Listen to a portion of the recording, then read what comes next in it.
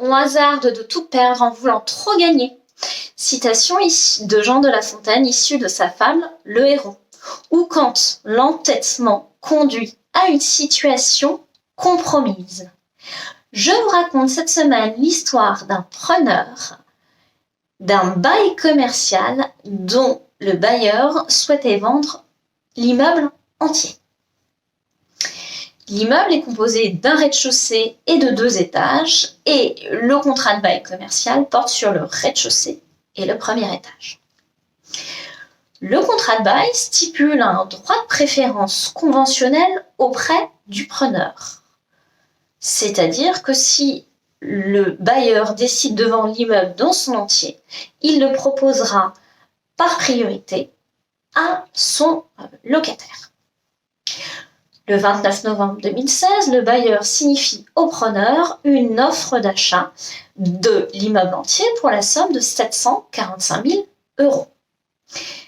Le preneur répond qu'il est intéressé et qu'il souhaite connaître le prix hors le montant des frais d'agence. Le 22 mars 2017, le bailleur signifie à son locataire le compromis de vente. Et le 27 mars, le locataire répond qu'il entend acquérir l'immeuble et que compte tenu du droit légal de préférence prévu par l'article 145-46-1 du Code de commerce, il n'est pas tenu du paiement des frais d'agence. Le 31 mars 2017, le bailleur lui répond que le droit légal de préférence n'est pas applicable.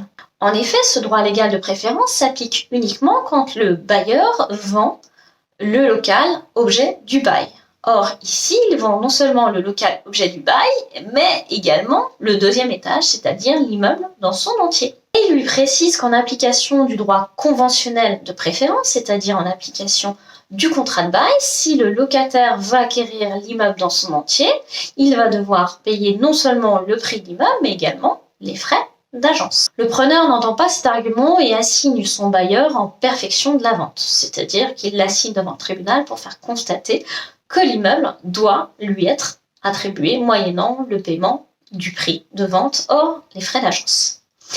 Le tribunal déboute le preneur, tout comme la cour d'appel. Mécontent, le preneur forme un pourvoi en cassation.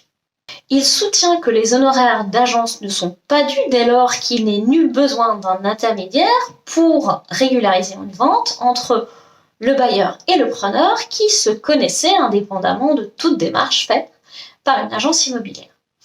À votre avis, a-t-il obtenu gain de cause? La réponse est non.